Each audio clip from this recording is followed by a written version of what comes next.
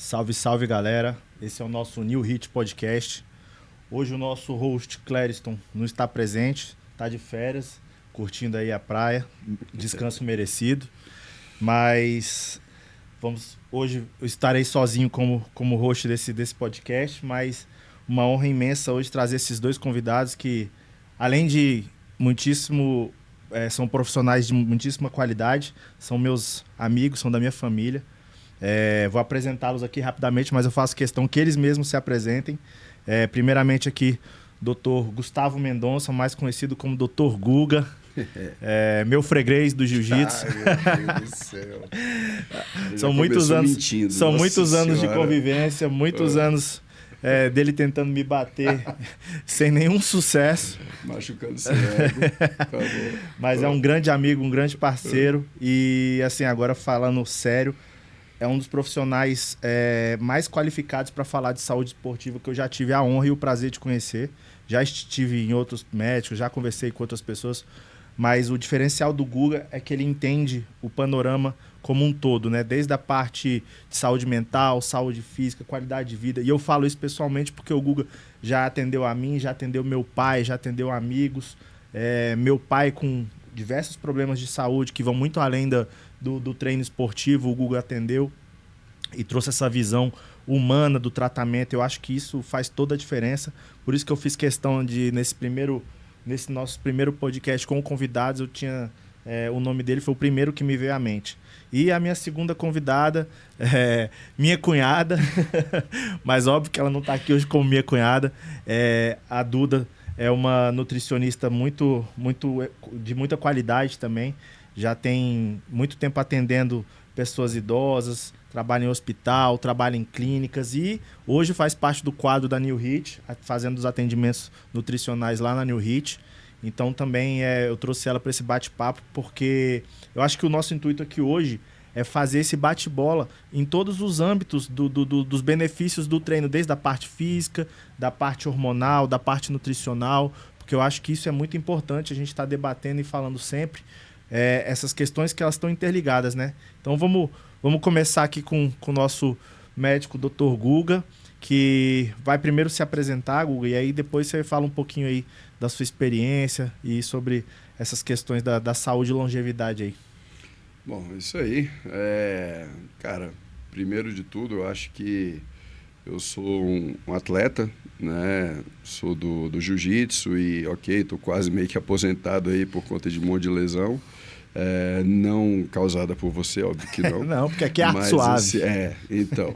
Mas, enfim, eu sei exatamente o que é o dia a dia do jiu-jitsu, o que é o dia a dia do esporte, o que é um atleta de alta performance, o que é ter que bater peso, o que é ter que ter um percentual de gordura ideal para cada modalidade, para cada esporte. E, assim, eu fiz ortopedia primeiro, aí depois da ortopedia, que na época que eu me formei, era o mais próximo de medicina esportiva que existia. E aí depois, com Paulo Musi, etc., que começou a ter mais hype essa questão de medicina esportiva, e aí abriu-se as especializações, as pós-graduações, as residências em medicina do esporte, e aí eu fiz. E aí, desde então, eu sigo nessa linha da medicina esportiva, que abrange tudo. Para você ser um médico do esporte, você tem que entender realmente de todo o contexto do atleta. Então, você tem que entender que, por exemplo, você não toma um 7-1 da Alemanha em plena Copa do Mundo porque seus hormônios não estão bons, porque você não tem uma dieta adequada, porque você não tem um treinamento adequado, uma periodização. Não, é psicológico, psiquiátrico totalmente. Então, essa parte psicológica, psiquiátrica do atleta, a gente tem que mexer muito. E é claro que tudo que a gente entende do atleta, a gente vai transportar também para o cara que não é esse atleta todo, porque é um atleta de baixa performance ou muito baixa performance, que são os sedentários. Então, porque todo mundo é um atleta na nossa ótica. Você tem atletas de alta performance, de altíssima performance, de média performance, de baixa performance, de muito baixa performance. Então, você tem desde o atleta profissional ao sedentário, o nosso olhar é muito parecido. Então, obviamente, a gente também tem que mexer na dieta do cara, na suplementação, no sono dele, na parte cardiológica, respiratória, hormonal, no emagrecimento, mas não no emagrecimento de qualquer forma. No emagrecimento fazendo com que ele tenha resultado, ele tenha performance. Então, como 99,9% das pessoas querem performance em alguma monta, eu pego esse raciocínio de Fórmula 1, digamos assim, e jogo para os carros de passeio. Então, é o que a gente faz no dia a dia. Então, é uma consulta demorada, uma consulta cheia de detalhes. Realmente, eu quero saber como que esse cara treina, mas que tipo de treino que é, se ele vai até a falha, quantas repetições, qual a carga dele, como que ele está periodizando isso, como é que ele está dormindo, quantas horas por noite ele dorme, se ele acorda durante a noite ou não, como é que está a questão do estresse dele, da concentração, libido, humor, irritabilidade, alimentação dele, que tipo de dieta que ele está fazendo, se ele tem alguma restrição dietética ou não, se ele toma algum remédio, para quê, como é que está o colesterol dele, como é que está a pressão dele, a parte cardiovascular inteirinha. Então, a gente pede ecocardiograma com strain, justamente para ver as camadas do coração, se tem alguma lesão já ou não. A gente tem que cuidar desse cara como um todo. Então, eu não consigo simplesmente conversar 10 minutos com o cara, pegar aqueles exames de sangue, pronto e tchau. Não, cara, eu preciso conhecer a fundo como que é o dia a dia dele. E eu acho que essa é a grande diferença, né, Guga? É você analisar o indivíduo como um todo, né? 100%. Não dá para você generalizar tratamento, sendo que cada ser humano tem as suas rotinas, tem as suas especificidades, tipo de alimentação.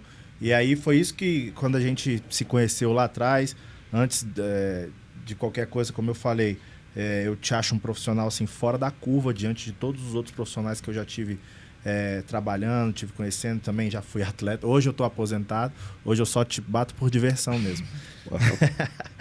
Continua sonhando, cara, isso é bom, né? O cara continua sonhando assim na vida, né? É bom. Mas assim, eu já fui atleta profissional, já competi, já passei por vários tipos de médico. E o que eu entendi foi justamente isso, assim, não tem receita de bolo. Cada ser humano é um ser humano, cada tratamento é um tratamento objetivo. Pô, nem todo mundo quer ser campeão mundial, mas às vezes a pessoa quer uma qualidade, quer dormir melhor, quer aumentar a libido. E isso é muito específico, né? Sim. Bom, mas vamos lá, agora vamos passar aqui para a nossa nutricionista, para a Duda. Que também convive diariamente com esses dois tipos de público, né? Trabalha tanto com público de mais idade quanto atletas. Lá na New Hit tem atletas de todos os tipos também. Tem uns atletas um pouco mais experientes, uns atletas mais novos. Então, assim, Duda, primeiramente aí se apresenta e fala um pouquinho pra gente aí do seu trabalho. Perfeito. Eu sou a Maria Eduarda Estrela, sou nutricionista já há mais de 5 anos. Pós-graduada em nutrição esportiva, nutrição clínica hospitalar e oncologia. Então, desde que eu me formei, acabei atuando na área hospitalar, mas nunca deixei a esportiva de lado.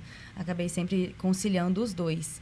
É um mundo à parte, né? A parte hospitalar é um pouco diferente, mas acho que elas se complementam, porque a gente sempre pensa na área esportiva, não só pensando no desenvolvimento, né, daquele atleta, mas também na performance e pensando na saúde. Então, acho que isso é muito importante. A prevenção de doenças, a nutrição vem muito nesse sentido, né? De trazer qualidade de vida, prevenção de doenças. E quando a gente vai para o âmbito hospitalar, a gente acaba tendo esse contexto também. Pacientes que já estão hospitalizados, estão doentes, mas que a gente usa a nutrição como um processo ali do tratamento deles. Então, na New Hit é um processo que a gente atende de tudo, né? Então, a gente tem todos os tipos de público. A gente tem desde as crianças até os adultos e os mais idosos. Então, é um desafio, mas eu acho que faz parte exatamente da nutrição, de conseguir abranger exatamente tudo isso e conseguir trazer qualidade de vida independente da idade. Não, é perfeito. E justamente você tocou num ponto aí que é o que a gente vai debater aqui hoje, porque é o seguinte, conforme até comentei isso com o Clériston da última vez, quando a gente criou a New Hit, a gente tinha um propósito muito específico, que era dar qualidade de vida para a família toda. E assim, eu não estou aqui falando mal de outras academias, nada disso, assim, mas o nosso propósito foi a criação de um ambiente que a gente pudesse atender da criança até o idoso. E que todo mundo se sentisse acolhido nesse ambiente. E aí justamente por isso que eu trouxe vocês dois aqui, pela experiência de vocês dois nessas duas pontas. E como eu falei no início, o Guga já tratou a mim enquanto atleta e já tratou meu pai enquanto idoso. E você eu já acompanho há muito tempo também, sei que você atende do idoso, à criança, ao atleta de alto rendimento. E aí, assim, eu queria saber dos dois. A importância do trabalho de vocês para o público de mais idade. Vou dar aqui o nosso exemplo lá dentro da New Hit. Grande parte do nosso público hoje, eu diria que a maioria é 35 mais. Uhum. Se a gente talvez consiga até subir essa régua um pouquinho mais, mas eu diria que de 35 para cima. E a grande maioria é iniciante, que nunca treinou nada. Então, assim, chega lá uma tiazinha com seus 50 para 60 anos, nunca treinou nada e chega lá de cara e a gente tem que oferecer um serviço muito bem fundamentado naquilo que ela tem disponível ali na capacidade física dela e tudo isso, e a gente trabalha muito essas questões. Então eu queria saber de vocês, assim, lá no seu consultório, qual é a importância desse trabalho para um público um pouco mais de idade e quais são os benefícios desse complemento, atividade física, rotina de exames, até a questão hormonal também, tudo isso que a gente deve trabalhar com esse público. Cara, bom, isso é realmente o dia a dia nosso lá, né? Essa galera de 35 mais mesmo, acho que sei lá, 80% do público aí, né? Então, e o que eu faço, primeira coisa que eu faço a pessoa entender qual a importância dela ganhar músculo. Músculo é sinônimo de qualidade de vida, sinônimo de longevidade. Quando a pessoa começa a entender isso, não apenas como um clichê, que você está falando só coisas que estão por aí pela internet, mas ela começa a entender o que acontece quando ela ganha músculo durante a vida dela. Então, assim, exemplo, um exemplo que eu dou. Pega uma velhinha, tá, de 95 anos, por exemplo, ou até mais que isso. Essa velhinha, você faz todos os exames nela, de coração, de fígado, rim, colesterol, etc e tal. Tá tudo bem. Assim, velhinha tá ótima. Os exames dela estão perfeitos. Beleza. Só que ela não consegue tomar banho sozinha. Ela não consegue sair da cadeira sozinha. Ela não consegue abrir nenhum tipo de pote na cozinha. Ela não tem independência nenhuma. A qualidade de vida dela está muito ruim. Por quê? Se está tudo funcionando. É uma velhinha que você conversa com ela, ela responde tudo de imediato, ela lembra de tudo, está tudo ok. Mas, se você tiver que fazer um passeio com ela aqui no shopping, você não consegue. Você vai ficar mais ou menos 1 hora para atravessar um corredor. Então, isso se dá exclusivamente pela perda de músculo. Se você pega essa mesma velhinha e você começa a trabalhar o anabolismo dela, você começa a trabalhar o ganho de massa muscular dela, rapaz, a qualidade de vida dela explode. Ela começa a viver o que ela nem lembrava mais que ela tinha vivido, justamente pelo ganho de músculo. Então, a primeira coisa que a gente explica é como se ganha músculo, a importância do treino de musculação até a falha, a importância da sala de musculação, o tanto que a sala de musculação é o melhor ambiente que você tem para o idoso, cara. Daqui a uns anos, eu sempre falo, academia vai ser lugar de velho, irmão. Você vai ver um monte de cabeça branca lá, porque é o melhor lugar para eles. Não tem coisa melhor do que a academia para o idoso. O ambiente é super controlado. Você tem máquinas totalmente ergonômicas e reguladas para ele, que não vão causar nenhum tipo de acidente. Você consegue colocar a carga exatamente o tanto que ele aguenta. Ele não vai precisar de uma assistência tão intensiva ali naquela execução ali, porque são máquinas que têm a sua segurança já inerente. Eles vão fazer exercícios resistidos que vão trazer esse ganho de músculo para eles. Eles vão interagir com pessoas, eles vão... Com certeza. Vão sair de casa, vão estar tendo, enfim, interações sociais que são super importantes aí para a qualidade de vida. Então, assim, isso é a primeira coisa que a gente fala. Cara, olha, daqui para frente, a minha meta com você, eu não quero fazer você emagrecer, engordar, nada. Eu só quero que você ganhe músculo, mais nada. Se eu estiver fazendo você ganhar músculo, eu estou fazendo a minha parte. Se não, não está legal. Entendeu? Essa é a primeira coisa. Mas aí a gente já parte para a parte da nutrição também, né, Duda? Exatamente. Eu acho que essa parte do treinamento Inclusive, é isso, assim, lá na New Hit a gente tem muito esse foco na atenção ao idoso. A gente tem alunos nossos que são cadeirantes, pô, e ele tá lá fazendo musculação. Então, assim, a gente meio que não acredita nessas limitações. Dá para todo mundo treinar alguma coisa de alguma forma.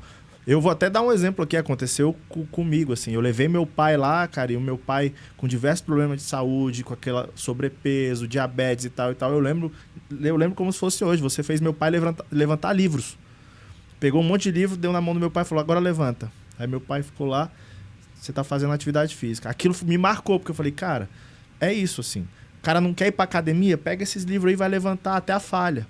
Exato. Levanta e senta na cadeira aí 50 vezes que você vai ver. Então, assim... Exatamente. É o que eu faço nos hotéis me marcou muito. Isso eu falo assim, me marcou muito. Eu achei uma abordagem sensacional.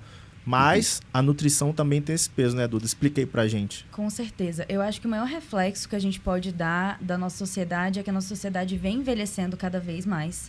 E que a qualidade de vida é a palavra-chave que a gente tem que fornecer para eles. Então, quando a gente fala da nutrição para o idoso, a gente tem que pensar muito no aporte proteico para esse idoso, né? Do tanto que a gente vai fornecer de proteína e o desafio que é fornecer proteína para esse idoso. Que muitas vezes ele já não tem mais uma aceitação tão boa do frango, da carne, ele já não tem mais esse paladar para consumir uma quantidade que seria o ideal para ele. Então, a gente entra com uma suplementação, a gente faz estratégias para conseguir incluir essa proteína de formas diferentes para esse idoso. É uma análise realmente individualizada, da gente entender também o contexto que aquele idoso reside no momento. Então, assim, quem faz o preparo da alimentação, ele tem alguém para poder auxiliar nesse momento da alimentação, como que ele vai conseguir preparar, armazenar, enfim, isso é um papel que a nutricionista no momento da consulta tem que ter e fazer essa anamnese. Eu acho que vem muito da sua primeira fala, né, da questão da consulta. A consulta realmente é uma consulta demorada. Eu normalmente costumo dizer que as minhas consultas vão demorar 1 hora para mais, porque é exatamente isso. A gente tem que ter um olhar mais clínico e conseguir ver o indivíduo realmente com uma forma que ele é individualizado. Sim. Aquilo que está naquele contexto é completamente do contexto do outro paciente. Então, a gente tem que conseguir olhar essa individualização de cada um e conseguir trazer isso para o plano alimentar desse idoso, desse adulto, enfim. Agora vamos passar aqui mais umas questões, Guga. Você falou muito da questão da musculação, mas a gente sabe que nem todo mundo gosta. É uma situação que a gente enfrenta muito ali. Às vezes a pessoa chega lá na academia, mas eu não gosto de musculação, o que vocês têm mais aí? E aí a gente fala, a gente oferece, a gente tem um pilates, a gente tem a musculação, a gente tem um cross-training, a gente tem um funcional e a gente tem a parte de lutas, que aí eu vou puxar a sardinha pro meu lado, assim. Eu acho que a questão da luta, ela abrange esse pessoal que não curte muito ali a sala da musculação, aquele exercício ali. Então, fala pra gente, assim, além da musculação, os benefícios das outras atividades, até inclusive da luta, para esse tipo de público também. O que você acha que a gente consegue adaptar e quais seriam as abordagens, os cuidados que a gente tem que ter para esse tipo de público, mas para essa fuga da musculação, no caso? Muri, o que eu sempre falo para os pacientes é o seguinte, pergunto para eles o que você atura fazer por mais tempo? Se você tivesse que fazer X atividade todos os dias, qual que você conseguiria fazer? Aí o cara fala, futebol.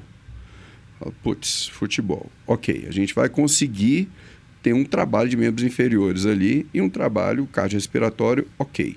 Mas eu não vou conseguir ter um ganho de músculo significativo. Você aturaria fazer algum tipo de exercício resistido, que seja um funcional, que seja um cross-training, que seja voltado para o futebol? Se o cara falasse, não, aí tudo bem, porque eu estou vendo a minha atividade fim naquela situação. O problema, geralmente, está no cara, ele não vê sentido naquilo, entendeu? Ele vê ali, ele empurrando um troço ali, ele fala, meu irmão, quando que eu vou ter que empurrar esse negócio aqui? O que eu vou fazer? Eu vou fazer nunca isso.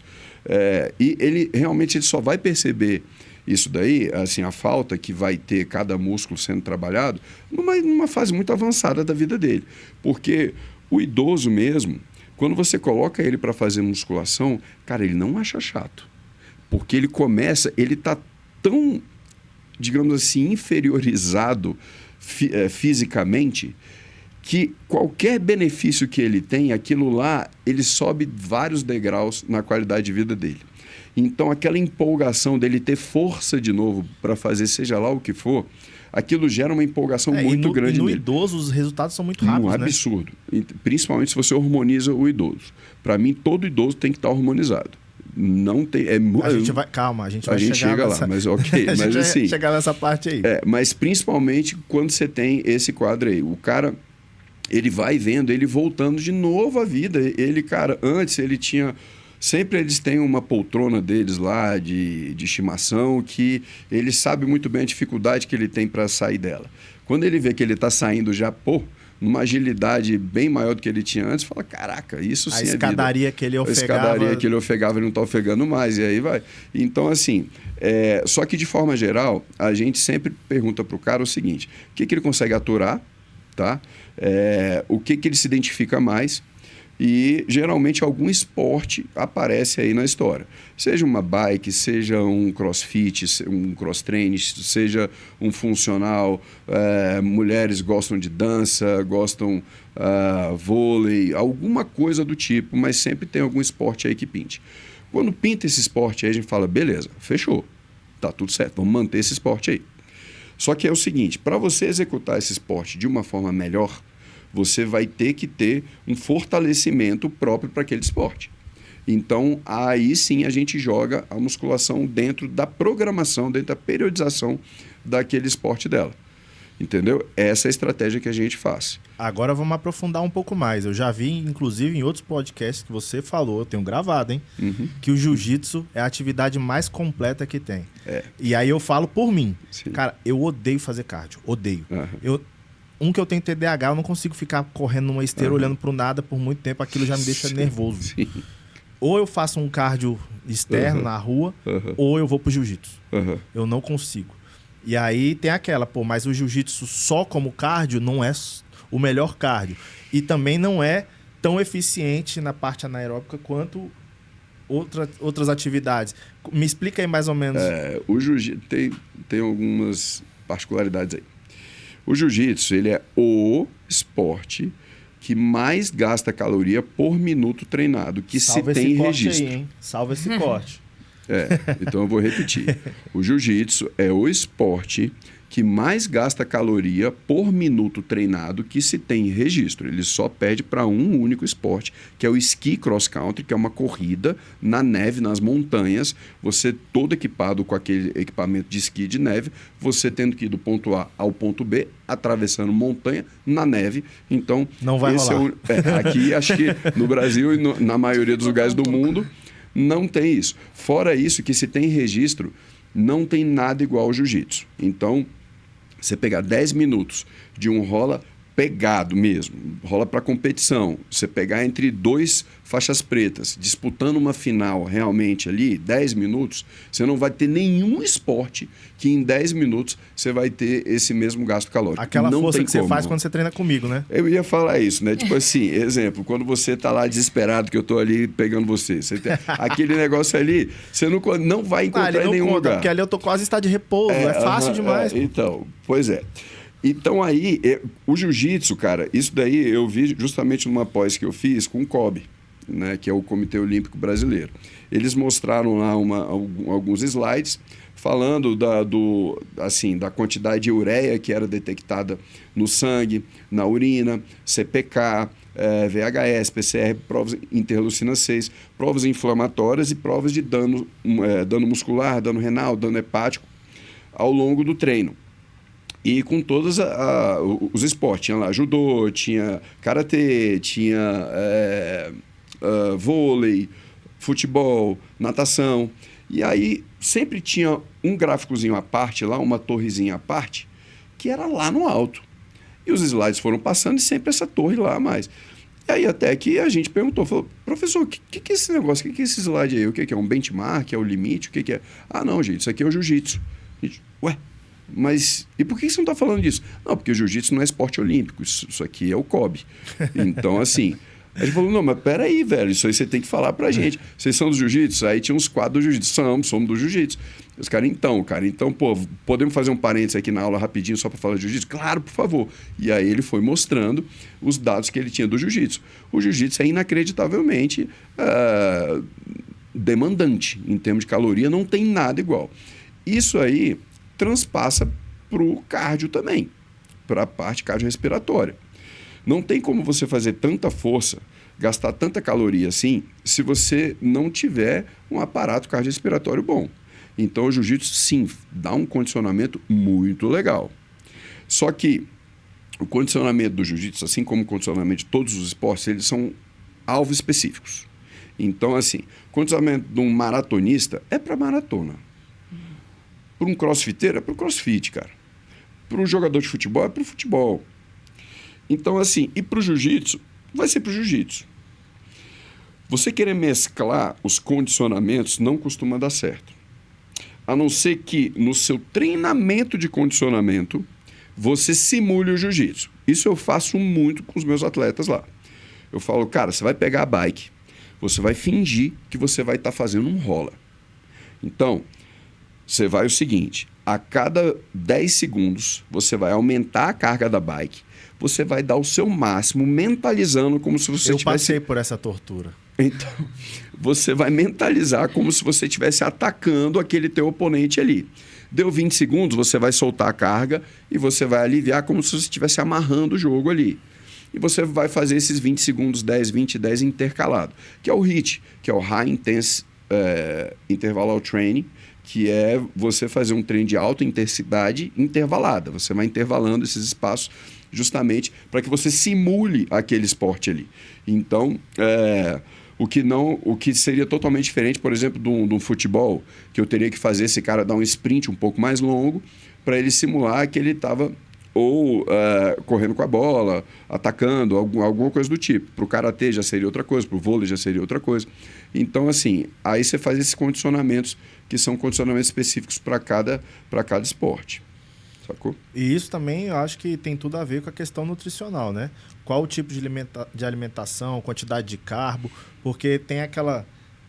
acho que é uma das coisas dos mitos, né, da nutrição, assim, vou cortar o carbo, vou comer só proteína, e a gente já viu, eu já vi isso na prática, que isso não dá certo, assim, eu acho que o carbo é essencial, e aí quando a gente fala dessas atividades intensas, né, Duda, você está aqui para falar melhor do que eu, a necessidade que essas atividades demandam do carboidrato, do balanço entre o carbo e a proteína, até a gordura mesmo, a importância da gordura na dieta. Dá aí um feedback pra gente sobre isso. Com certeza. E ainda mais trazendo um pouquinho para esse lado que a gente atende de tudo, né? Então, hoje em dia, a gente recebe muito paciente que, ok, comecei a fazer uma atividade física agora. Esses normalmente vêm cheios de mitos. Né? Então, eles vêm com todas as dúvidas possíveis de questões que ele vê na internet, enfim.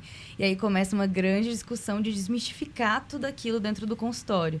É realmente uma educação nutricional que a gente faz, né? Então, por exemplo, pacientes diabéticos acreditam que eu tenho que cortar o carboidrato de vez. E não é assim. Então, independente da atividade que você tem que fazer, nosso corpo precisa de fonte de energia. E a nossa fonte de energia primária é o carboidrato. A questão é que ele tem que ser balanceado. A secundária é o café, né? Eu que o diga. Então, a gente precisa conciliar isso, né? E trazer essa fonte proteica para realmente essa construção, essa síntese proteica. Então, eu tenho que ter a quantidade de proteína adequada dentro de cada refeição para que eu consiga otimizar esse processo de síntese proteica e consiga realmente utilizar esse carboidrato como fonte de energia, para que esse meu atleta consiga se desenvolver cada vez mais, né? E isso em todas as modalidades. Uma coisa que a gente vê muito, pelo menos eu tenho visto bastante no consultório hoje em dia, é que a corrida ganhou um espaço, assim, gigantesco dentro da sociedade. As pessoas estão cada vez mais querendo realizar a prática da corrida. E aí, ela demanda de um carboidrato rápido. Muitas vezes eu preciso de uma energia rápida naquele momento. Ainda mais quando você está fazendo uma corrida mais longa. Então, ali eu já acabei, eu preciso de um carboidrato rápido para poder continuar aquela corrida. Então, são manejos que a gente vai fazendo ali durante a consulta, que a gente vai montando dentro desse plano alimentar. E aí, cada esporte também vai ter sua individualidade.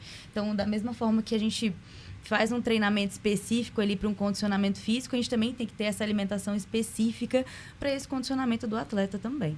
E você vê como que as coisas se casam, né? Porque, assim, se eu condiciono esse atleta para que ele mantenha a frequência cardíaca dele um pouco mais baixa durante o treino dele de corrida, durante a corrida dele, ele vai gastar menos glicogênio. Porque o glicogênio, que é, digamos assim, o carboidrato que a gente tem armazenado nos músculos e no fígado, ele é consumido conforme a sua frequência cardíaca vai aumentando. Se a sua frequência cardíaca está muito alta, porque você não tá muito bem condicionado, aí você usa essa via de glicose já direta. Você não usa tanto a fonte de gordura como fonte de energia. Então, se eu trabalho o condicionamento desse cara para a corrida, para que ele gaste menos glicogênio ao longo da corrida dele, a Nutri também vai ter que adaptar essa dieta dele, essa suplementação ao longo da corrida, porque ele tem um condicionamento já diferente do que ele tinha antes. Exato. Então, assim, esse casamento é muito importante e, cara, quando a gente chama de atleta, isso vale para qualquer um, entendeu? Porque, assim, hoje em dia não tem como alguém não fazer atividade física. É impossível, assim, não tem jeito. A pessoa vai ter que fazer e pronto. Então, você pode ser um atleta de muito baixa performance, que é quase um sedentário da vida, ou você pode ser um atleta de muito alta performance. O raciocínio vai ser o mesmo. Eu vou ter que adaptar a sua suplementação, a sua dieta, ao seu condicionamento cardiorrespiratório. O seu condicionamento cardiorrespiratório também vai ser readaptado o tempo inteiro. Então, assim, cara, isso daí, todo paciente que consulta com a gente, o cara tem que saber que a coisa é dinâmica, que ele tem que realmente ter uma abordagem completa, não é só do treinamento, é da dieta também, da suplementação, do período de descanso, para que depois da dieta que ele está fazendo, que ele armazene de fato, ele faça um reabastecimento daquele glicogênio, daquele carboidrato no corpo dele, para que ele fique pronto para o próximo treino. Porque uma das coisas que a gente sabe mais se a gente está indo bem ou não é o seguinte, cara, como é que você está indo para o próximo treino? No seu próximo treino, você está bem, você está pleno, você está pronto para fazer aquele outro treino? Tô. Então, beleza. Então, tá tudo certo. Agora, não, cara, estou chegando acabado, estou chegando fraco, não estou conseguindo treinar direito e tal. Se eu continuar nesse caminho, eu vou dar de presente um overtraining para esse cara. Certeza. E aí vem até depressão junto disso tudo. Porque overtraining causa depressão, causa um monte de problemas aí, não só hormonais, como psiquiátricos e etc. Isso tudo está relacionado, né? Totalmente. Hormonal, dieta, tudo.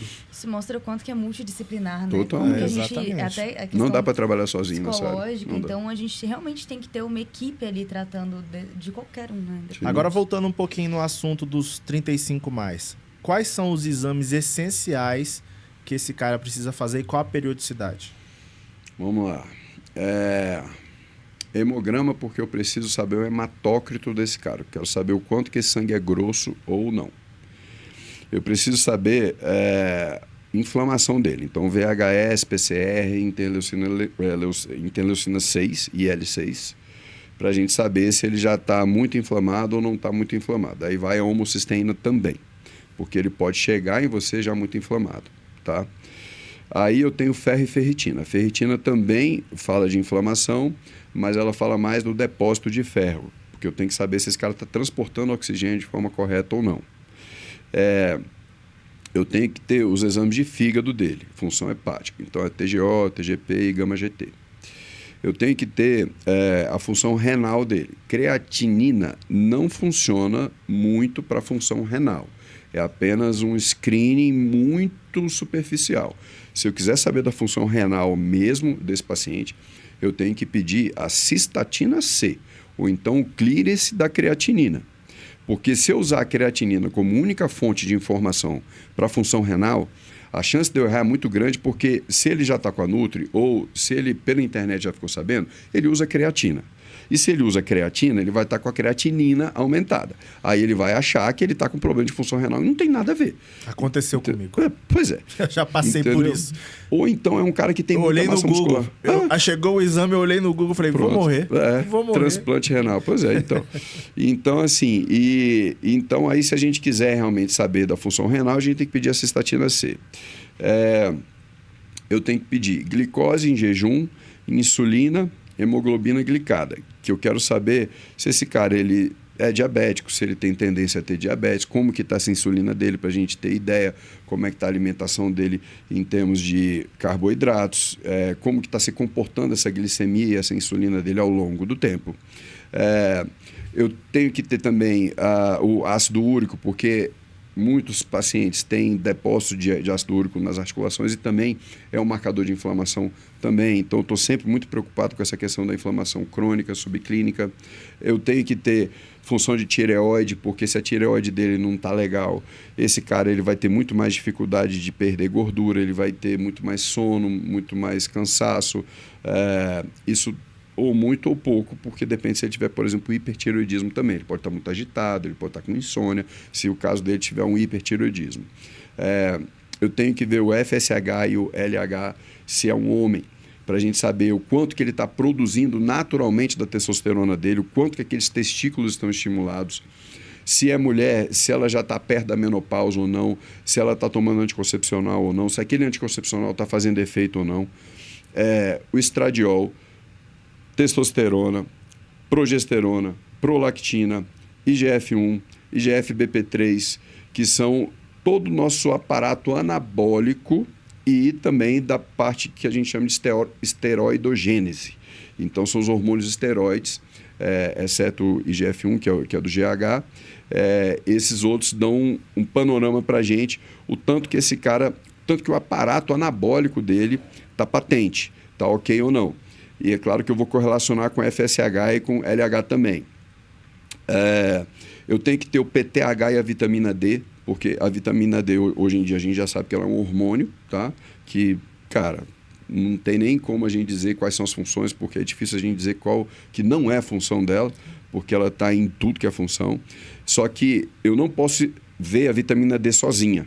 Eu tenho que ver o PTH junto com a vitamina D, porque eles funcionam em gangorra. Quando um está alto, o outro está baixo. Quando um está baixo, o outro está alto. Então, se eu vejo só um deles e não tenho essa outra referência, eu não sei se ele está alto ou baixo, porque eles têm que estar correlacionados. Aí eu peço o exame de urina também. E, cara, eu devo estar esquecendo alguma coisa aí. Os de câncer também, exame de imagem. E a periodicidade? Então, depende do que o cara está fazendo. Se eu estou hormonizando esse cara, eu tenho que ter pelo menos a cada 4 meses. É o ideal. Se eu não estou hormonizando esse cara, aí pelo menos uma vez por ano. Porque em algum momento esse cara ele vai precisar de algum hormônio com certeza, em algum momento da vida. A gente não sabe quando, mas que vai precisar, vai. Então, assim, isso aí depende do que eu estou fazendo com ele. Também depende do tipo de treinamento que ele está fazendo. Se eu estou desconfiando de overtraining, se ele realmente é natural, ok, eu vou começar a ver sintomas ali e também resultados de exame que vão mostrar que esse cara aí ele está caminhando para um overtraining. E também se ele está falando a verdade para mim, exemplo. Ele disse que... É raro, mas acontece muito. Pois é. Ele disse que está treinando pra caramba até a falha e tal. Quando chega lá, o CPK dele está de 89. Você fala assim... Aham. Essa falha... A falha psicológica. Falha psicológica, só se for. Entendeu? Então, assim... E tem várias coisas aí que a gente vai percebendo diante do que ele vai mostrando lá nos exames de laboratório, que a gente vai vendo a curva de evolução dele, para acompanhar também. Mas, via de regra, é isso. Se ele está sendo hormonizado, 4 meses. Se não está sendo hormonizado, uma vez por ano. Se você está desconfiando que não está tendo resultado por alguma razão que você possa detectar pelo exame, aí também de 4 meses. E a avaliação nutricional, Duda? Qual é o recomendado? Olha, normalmente eu faço um combinado ali com os meus pacientes. Quando a gente tem... Hoje em dia acaba que muitos pacientes estão usando, né, Mounjaro. Então, quando eu estou com esse tipo de paciente, minha avaliação com eles é praticamente quinzenal. Para eu poder realmente... É uma perda de peso muito rápida, então eu preciso avaliar esse paciente de perto. Não posso fazer com que esse paciente perca massa muscular, então eu preciso realmente ajustar esse plano alimentar praticamente de 15 em 15 dias. Pelo menos mensal eu preciso desse acompanhamento. Então, quando não é um paciente que está nessa mudança muito abrupta, a gente consegue fazer um acompanhamento a cada 2 meses. Mas é necessário manter uma avaliação um pouco mais à risca, né? Olhar mais à frente esse paciente. Até porque, quando tem um paciente que inicia um plano alimentar, foi a primeira vez que ele foi no nutricionista, ele começou um acompanhamento nutricional agora, começou a treinar agora. muitas vezes a gente não vai acertar a dieta de primeira. A gente não vai conseguir acertar a dieta de primeira, ele não vai seguir 100% daquela dieta. Ele vai seguir 70%, 80%, e olha que eu tô sendo otimista, às vezes, colocando essa média aí. Então, eu preciso ter esse paciente perto de mim, para que eu consiga fazer as mudanças e fazer ele se adaptar cada vez mais a esse plano alimentar. E fazer com que esse plano alimentar também se adapte cada vez mais à rotina dele. Porque esse paciente vai estar em constante mudança. Ele vai estar num processo de mudança não só da alimentação, mas também dos treinos, também psicológica, de entender a importância de cada momento dessa fase, porque são fases. Sim. Então, a gente precisa ir adaptando conforme as fases. Por isso que é tão importante estar ali mais próximo nesse momento. Bom, já que você tocou nesse assunto, vamos para a polêmica, né? Bora. As canetinhas, Dr. Guga. Sim. Como é que a gente faz essa análise? Como que tá isso lá?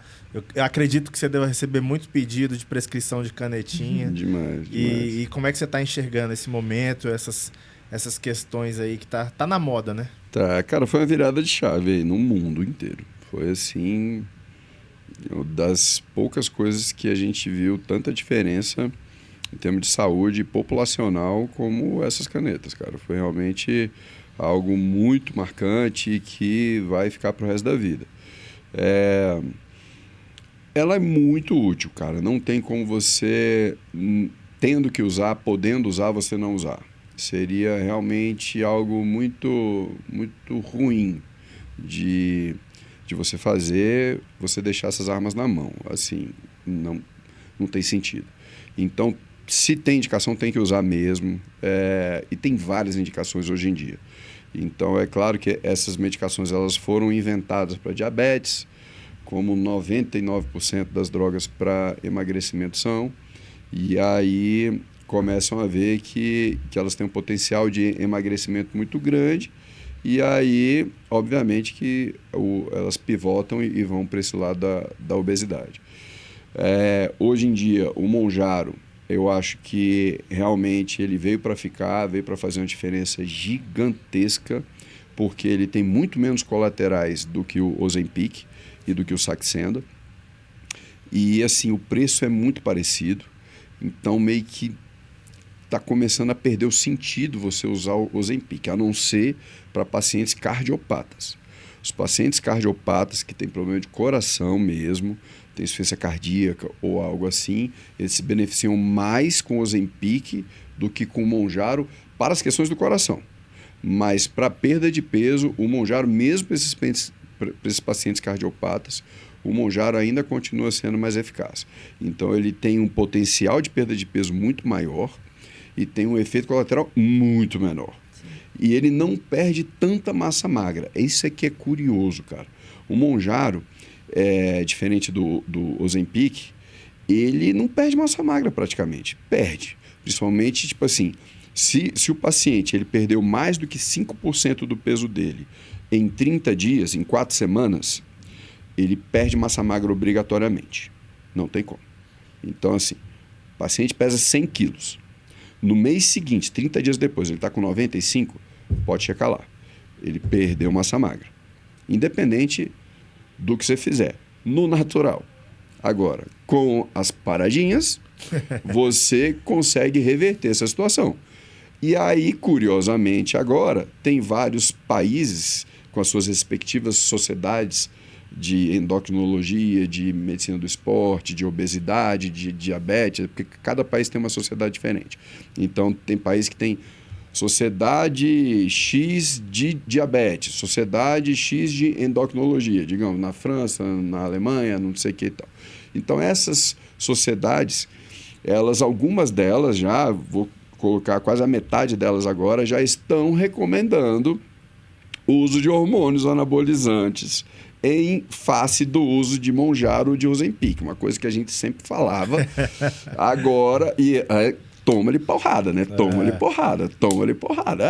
Porque é o seguinte, toma sua cerveja, come teu rodízio de pizza, faz o que você quiser. Ninguém vai falar nada. Agora, toma uma agulhada de testosterona. Bota uma testozinha pra dentro. Você vai morrer e tal, não sei o quê. É tipo isso. Então, mas graças a Deus isso aí tá acabando, isso daí tá sendo cada vez menos. Não, mas segura que essa pergunta vai vir. Então, eu tô guardando ela pro final. Tá. Então, então, assim, é isso. E aí, os cuidados que a gente sempre tem é principalmente com o intestino do paciente. Geralmente, o cara vem com a constipação em algum momento. Então, ele pode cursar inicialmente até com uma diarreia. Pode ser que sim, mas muitos não, já vêm com a constipação de cara e não para. Alguns começam com uma constipação, depois faz um dumping, tem uma diarreia severa durante 2 dias, e aí depois volta a ter constipação de novo e fica alternando entre constipação e diarreia. Só que aí vai ocorrendo um fenômeno que é uma neocolonização da microbiota do intestino. Então, aquelas bactérias ali vão mudando e vão se adaptando. Até porque, realmente, aquele ambiente mudou. Então, a população de bactérias ali daquele intestino vai mudar também. Então, ocorre uma adaptação. Ao longo de 2 meses, 3 meses, a pessoa volta ao ritmo intestinal normal. E aí, para isso, a gente, além da Nutri, a gente usa algumas coisas, do tipo Orlistat, remédios que são realmente laxativos mesmo, para a gente contornar esses efeitos.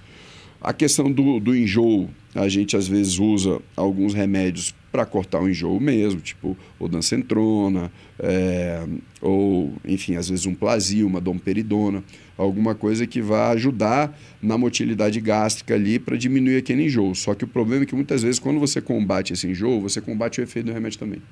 Então, assim, você vai tendo que manejar de acordo com os efeitos colaterais que o paciente apresenta. Cada paciente é um Cada paciente é um.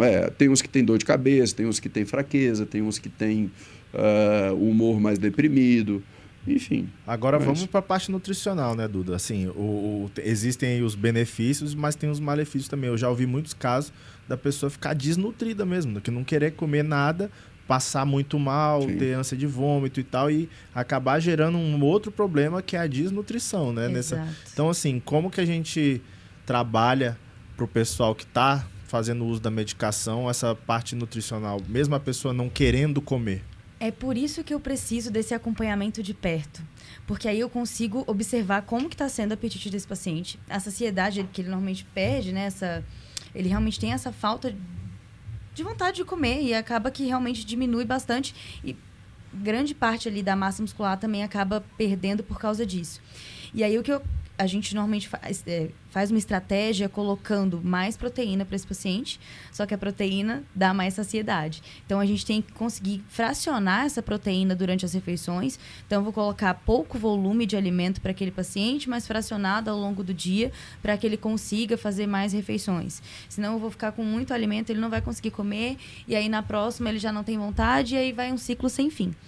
E aí, na questão do intestino, a gente tem que trabalhar com alguns alimentos. Por exemplo, o paciente está constipado. Se eu for colocar fibra para aquele paciente e ele não tiver um bom consumo de água, eu vou constipar ele mais ainda. Se eu colocar... Aí tem a questão. Se eu colocar fibra, eu também posso trazer mais saciedade e ele não vai conseguir se alimentar. Então, eu tenho algumas outras estratégias com alimentos laxantes. De frutas, por exemplo, mamão é um ótimo alimento. Mamão com café, tira e queda, né? Rapaz, não tem erro. A gente vai colocando alguns alimentos, assim, introduzindo dentro da alimentação, alimentos que têm um teor de gordura um pouquinho maior. Então, por exemplo, o azeite, o abacate, eles vão ter também essa função ali laxante por causa dessa gordura e vão auxiliar nesse sentido. Então, são esses manejos, o manejo do fracionamento de proteína, o manejo do intestino desse paciente, entender como que está o contexto ali. E entendendo também como que está essa aceitação dele, para que a gente consiga ir ajustando as estratégias. Às vezes, os pacientes vão se beneficiar de alimentos líquidos, então, vitaminas. E aí, eu coloco aporte nutricional na vitamina. A gente não vai fazer só uma vitamina com leite e banana, a gente vai colocar um whey, a gente vai colocar algum nutriente ali, algum aporte calórico a mais, nem que seja uma pasta de amendoim, para poder dar esse aporte nutricional. Agora eu vou levantar uma outra polêmica. Eu já vi e ouvi muitos casos também do cara falar o seguinte: cara, já que eu não tô comendo nada mesmo, já que eu não tô sentindo fome, quando eu for comer, eu vou comer uma pizza. Ou vou tomar um sorvete. Aí a questão nutricional do cara vai ser prejudicada, né? Quando a gente pensa em balanço calórico exclusivamente, meio que bota muitas aspas aí, tudo bem, mas é claro que a gente sempre tenta evitar industrializados, tenta evitar carboidratos muito refinados e tal, mas, cara, dependendo do estado nutricional que o paciente acaba ficando com o uso de Ozempic, principalmente, cara, tem situações que realmente o que ele conseguir comer meio que tá bom. Tá valendo. Tá valendo, entendeu? Mas assim, são casos mais extremos, né? Digamos, numa curva normal é aqueles da pontinha lá, Sim. que realmente reagem não, eu muito falo isso que eu já vi. ali. A pessoa, eu tô sim. tomando e aí, tô tão enjoado que só tô conseguindo tomar sorvete. Bofeira, Eu falo, agora você vai ganhar de presente aí uma doença. Assim, cara, aquele negócio. Acho que tudo que a gente tem, assim, consome com moderação, tá ok. Você pode tomar o seu sorvete, você pode comer seu brigadeiro, você pode comer seu sanduba, sua pizza, desde que seja com moderação, né, velho? Eu acho que esse é o ponto-chave, assim. Porque senão você não consegue seguir aquilo. Sim, você vai seguir aquilo por um período e acabou. Fica inviável. Você precisa ter algo que você vai conseguir seguir a longo prazo, que você vai conseguir... voltando para o que a gente pegou lá no início, é a qualidade de vida, né? Então, que você vai conseguir realmente seguir aquilo ali para uma rotina. Só que é importante fazer educação nutricional para que a pessoa entenda a importância que a alimentação tem. A importância do valor nutricional de cada alimento. E, claro, a alimentação é cultura, a alimentação faz parte dos nossos momentos de confraternização. Então, também não é para deixar as pessoas bitoladas, né? É para a gente conseguir confraternizar e viver os momentos com a nossa família, poder ter os alimentos que trazem conforto, mas entendendo o valor de cada um. Bom, agora vamos aproveitar, né, Guga? Já começou o assunto, vamos para a polêmica, né? Bora. Só, velhos, faltam 4 minutos para os troços aí, a gente tá... Vamos lá. Você quer entrar já? Porque eu acho que o cara vai mandar o link agora, teoricamente às 4 horas, mas enfim. Bom, vamos lá, se tá. Pra gente... a gente corta, vai. Mas vamos lá, vamos partir para a polêmica. Bora. Você falou aí que todo idoso deveria fazer o uso do hormônio e tal. E aí explica pra gente a diferença entre o tão falado tomar bomba e fazer uma reposição ou uma complementação hormonal. Qual é essa diferença aí? Porque a gente tem os mitos, né? E durante muitos anos... foi falado que qualquer tipo de hormônio que você bota para dentro está tomando bomba, isso e aquilo outro. Mas hoje a gente já sabe que muitas vezes isso é uma necessidade. Isso é importante principalmente para o pessoal mais velho, para o pessoal idoso. Explica aí para a gente um pouquinho. Cara, tomar bomba é o meio leigo, a forma leiga de se falar, usar hormônio sem a menor noção de como tem que fazer, sabe? Então, assim, isso, cara, foi uma herança aí, eu não sei, ninguém sabe exatamente como que começou isso. O que se suspeita era que alguns funcionários de alguns hospitais que viram esses hormônios sendo usados por pacientes na UTI e na oncologia, viram que eles tinham resultados muito bacanas e aí começaram a usar sem nenhuma necessidade para eles mesmos. E então, obviamente, como eles não tinham nenhuma noção técnica de como fazer aquilo ali e não faziam nenhum tipo de acompanhamento, eles começavam a ter resultados completamente bizarros, né? Porque eles não tinham necessidade daquilo, usavam aquilo ali, ficavam com uma composição corporal completamente diferente da média e, geralmente, eram pessoas sem instrução. Então, criou-se um estigma de gente sem instrução, com uma aparência esquisita, usando essas substâncias, mas ninguém entrou no detalhe. Se tinha indicação, se estava acompanhado por médicos, qual era, de onde vinha aquilo, como é que eles usavam aquilo ali. Então, isso aí foi acontecendo durante o tempo e virou o que virou. Quando a gente começou a ter esse domínio de informação maior, a gente começou a realmente usar o que se tem hoje em dia disponível nas farmácias. A gente não está falando de nenhuma droga que você vai comprar com um traficante, o cara com sobretudo lá, escondendo. Não, você vai numa Drogazil da vida e você compra. Você compra Durateston, você compra Deposteron, você compra Decadurabolin, você compra Hemogenin, você compra tudo isso com uma receita médica, um medicamento normal. Então, como todo medicamento, ele tem que ter a sua indicação. Então, assim, se eu sei que você está com libido baixa, falta de ereção matinal, humor deprimido, irritabilidade, sono alterado, apetite alterado, falta de foco, não consegue se recuperar pós-treino em tempo hábil suficiente, dificuldade de ganho de massa magra, facilidade de ganho de massa gorda. Ué, tem rabo de porco, orelha de porco, focinho de porco. É porco, irmão. Você está com problema de testosterona, até que se prove o contrário. Beleza. Ah, tá. Vamos pedir um DNA agora para saber se é porco. Ok. Vamos pedir agora o exame de testosterona. Chegou lá, sua testosterona está 380.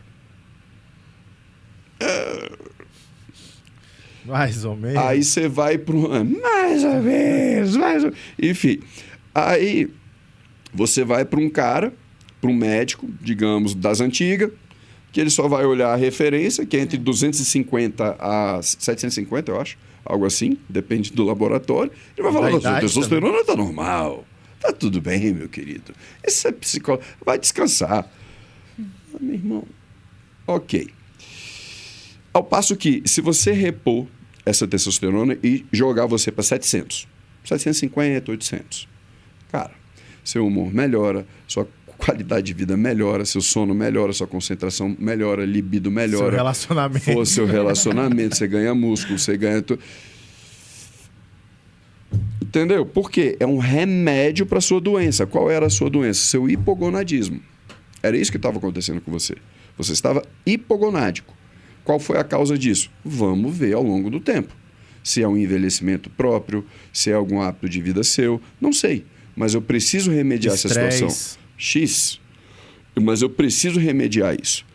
Paralelamente a isso, claro que eu vou trabalhar a parte nutricional, claro que eu vou trabalhar a sua parte comportamental, de sono, etc e tal. Mas não tem como eu não intervir. Só se eu for doido. Não tem como. Entendeu? Mas e a relação então, idade? Não tem essa. Pode ser com 30 anos, que eu já vi. Pode ser com 35, 40, 45, 50, 60, 70, 80, 90, 100. Não interessa. Via de regra, quanto mais velho, mais precisa. Mais frequência eu tenho em achar esse tipo de situação. Claro. Mas não é necessariamente assim. Mas quanto mais velho, mais é evidente essa necessidade. Mas assim, via de regra, você acha que a pessoa, a partir dos 50 anos, já tem essa necessidade? Corta. Beleza. Então vamos falar aqui com a Duda. Tá. Duda, agora vamos para os mitos da nutrição, né? Perfeito. A questão é a seguinte, às vezes a gente vê a pessoa que quer emagrecer, tá fazendo aquele trabalho ali de redução de peso e tal, e aí vai no nutricionista, corta tudo. A pessoa faz a dieta, segue a risca, 1, 2, 3 meses, não aguenta mais porque a rotina... Ninguém aguenta Sim. uma rotina que não é prazerosa por muito tempo. Exatamente. E aí a gente vê que essa pessoa larga tudo, chuta o balde, volta tudo que era antes ou até pior, né? Eu já vi isso acontecer muitas vezes e eu vejo muito isso nas rotinas, principalmente dentro da academia. Às vezes você vê a pessoa chegou lá, secou rápido, e aí, tô fazendo uma dieta, tô comendo só 1.500, 1.800 calorias por dia. Eu já olho e já falo, Salada e frango. Peito de frango e salada. Exatamente. Batata doce e frango. Nossa, já vi isso demais. Então explica pra gente aí que esse é mais um mito que a gente precisa quebrar sobre a nutrição, associar a questão da nutrição ao sacrifício, né? Exatamente. Eu acho que volta muito ao que a gente falou aqui. Eu acho que tem sido a grande chave da nossa conversa, qualidade de vida. Então, se eu quero que aquele paciente tenha qualidade de vida, eu preciso fornecer algo para ele que vai ser a longo prazo. Não dá para fornecer algo para ele que vai ser momentâneo. E aí, por isso que eu preciso desse acompanhamento mais próximo. Porque eu preciso ver o que está dando para seguir, o que ele está conseguindo seguir e o que ele não está conseguindo seguir. Os ajustes são feitos em cima disso. Então, um déficit calórico muito grande, ele vai perder peso. Realmente vai. Mas ele não vai seguir aquilo ali a longo prazo. Então, entender que a alimentação tem seu fator cultural, tem seu fator ambiental, tem seu fator psicológico, principalmente para as mulheres. Hoje em dia, é muito importante de que, quando a gente vai fazer um acompanhamento nutricional com mulher, a gente entenda do ciclo menstrual dessa mulher. A gente entenda das fases, vai ter um momento onde ela vai precisar de um aporte calórico maior. Vai ter um momento onde eu vou ter que diminuir esse aporte e vai ter um momento que eu vou ter que dar dieta de conforto para ela. Então, tudo isso faz parte. O tal chocolate, né? Exatamente, eu preciso entender isso. E para eu poder... Todo homem casado devia saber essa teoria do chocolate. E para eu poder dar esse chocolate, fazer com que o marido dê esse chocolate num período, eu preciso diminuir em outro. Então, vão ser semanas. Muitas vezes o plano alimentar dessa mulher vai ser uma semana um aporte, outra semana outro aporte. Então, essas mudanças a gente vai fazendo conforme a característica daquele indivíduo. Seja uma mulher, seja um idoso, seja uma pessoa que está fazendo, por exemplo, um treinamento. Lá na New Hit a gente tem, por exemplo, as lutas. Então, tá no momento de competição, o treinamento como que tá? Eu tenho um treinamento mais intenso agora, depois eu tô indo para uma parte de cutting, eu vou começar a secar para aquela competição. Isso também muda o aporte nutricional que eu vou dar para aquele paciente. Tanto de calorias, quanto de manejo mesmo. A quantidade de carboidrato, de proteína, de gordura. Foi até um ponto que você trouxe antes. A gordura é muito importante. Então, a gente tem as gorduras porque boas. Tem um mito, né? De que, gordura de jeito nenhum e tal. Mas nosso corpo precisa, né? Exato, faz parte dos 3 macronutrientes, né? Gordura, carboidrato, proteína. Então, eu preciso deles.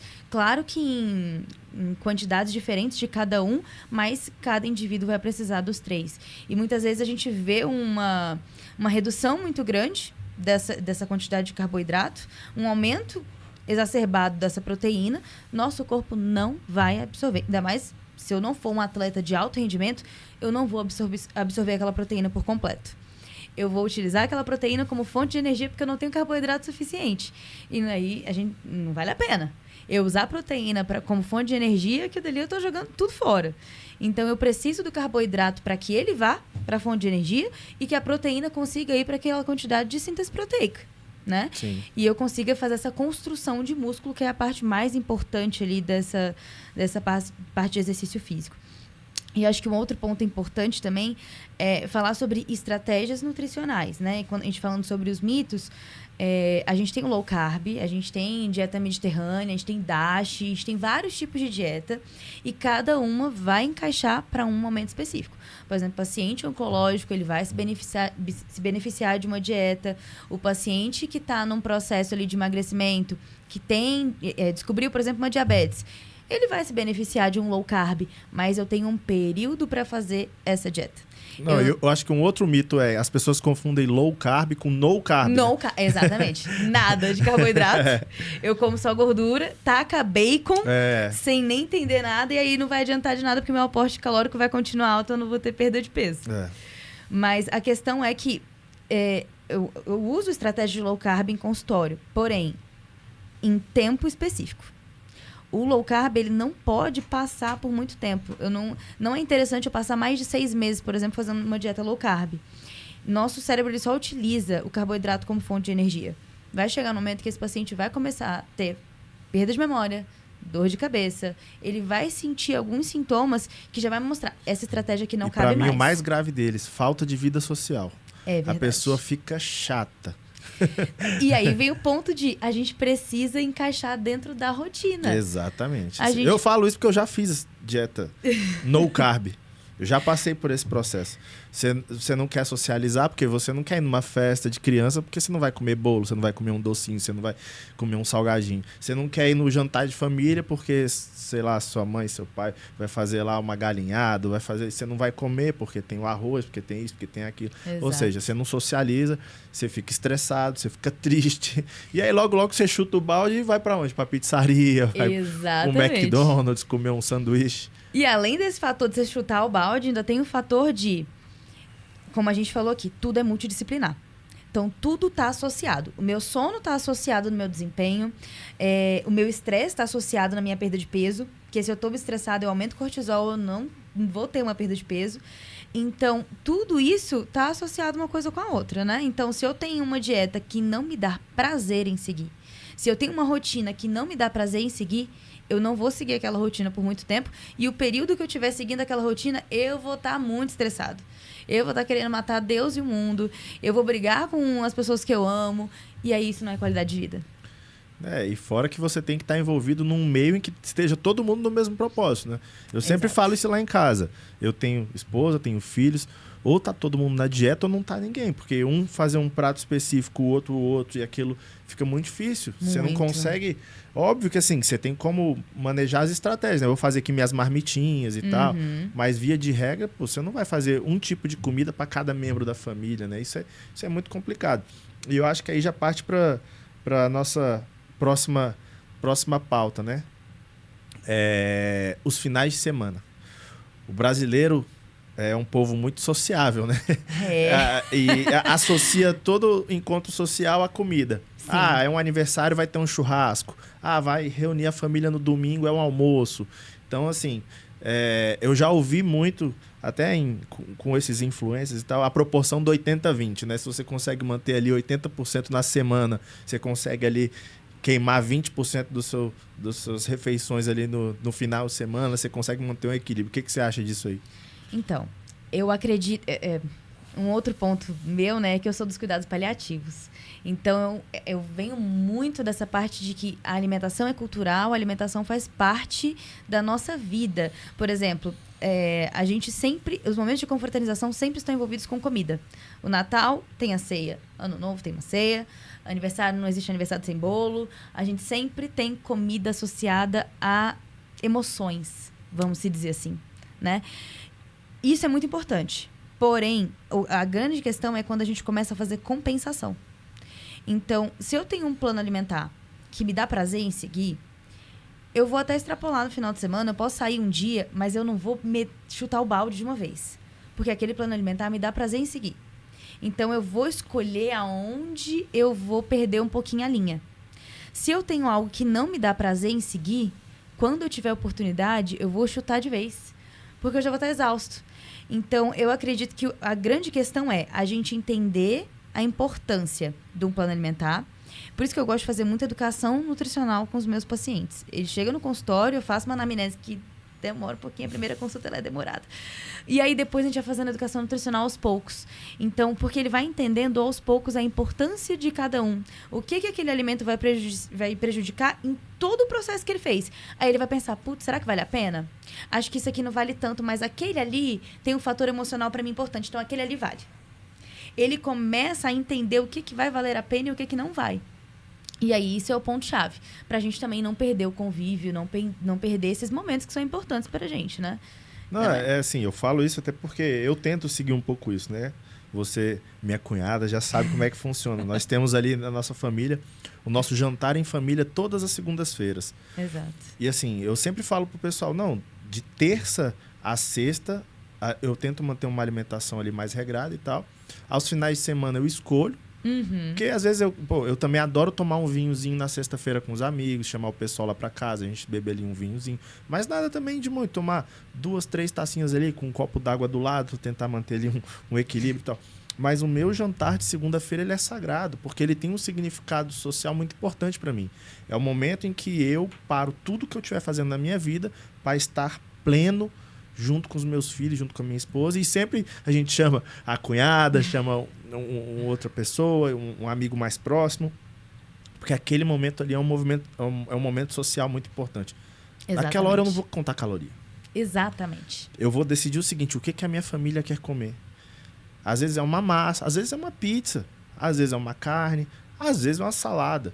Mas o momento é importante. Então, se eu tô dentro de uma dieta e alguém fala pra mim, não, você vai ter que cortar esse momento, eu vou cortar a dieta. Exatamente. Porque aquele momento, pra mim, ele é sagrado. Só que eu imagino assim, a grande maioria da sociedade tem esses momentos. Às vezes é um jantar com a família no domingo, vai pra casa dos pais, a mãe... Pô, a pessoa casou, saiu de casa, aí domingo é o dia de reunir com a mãe faz ali um prato e sempre essa cozinha afetiva. A mãe não vai cozinhar um peito de frango com salada. A mãe vai querer fazer ali um pudim, vai querer fazer uma galinhada, vai querer fazer um churrasco, vai querer fazer uma comida. Então, tem essas questões, né, do social que é importante para todo mundo. E se a pessoa faz uma dieta e não consegue encaixar isso, eu acho que ela está fadada ao fracasso. Né? Exato.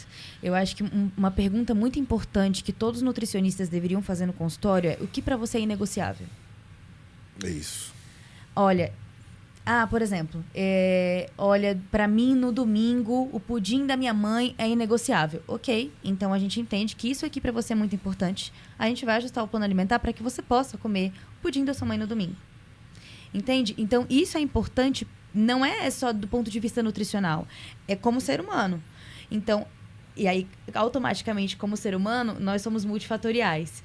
Então, cada um está interligado. Se eu faço com que você tenha esse momento de prazer, o seu psicológico vai ficar melhor, o seu convívio vai ficar melhor, automaticamente você vai conseguir seguir melhor o plano alimentar. Se você comer o pudim da mamãe no domingo, segunda-feira você vai acordar motivadaço a fazer sua dieta, né? Então, assim, você consegue ir ajustando essas estratégias, né? E eu acho que isso é engraçado, até trazendo para um outro ponto, como que a nutrição hospitalar, em que momento ela se encaixa com a nutrição clínica ambulatorial. E, pelo menos para mim, é exatamente nisso. Quando eu comecei a trabalhar com cuidados paliativos, foi isso que me trouxe para os cuidados paliativos. Quando eu vi, assim, a nutrição, ela não é só contar caloria.